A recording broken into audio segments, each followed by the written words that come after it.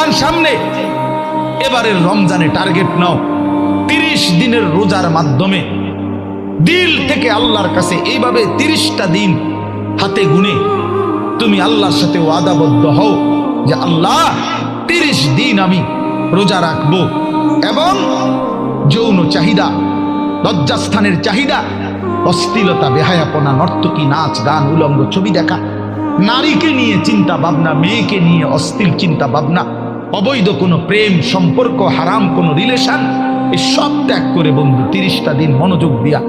রোজা রাখো, তারাবি পড়ো, ইফতার করো, সাহারি করো, তাসবিহ পড়ো, তেলাওয়াত করো, কোনো আলেমে দ্বীনের সাথে উঠা বসা করো, ইমাম সাহেবের সাথে সম্পর্ক করো। ইনশাআল্লাহ দেখবা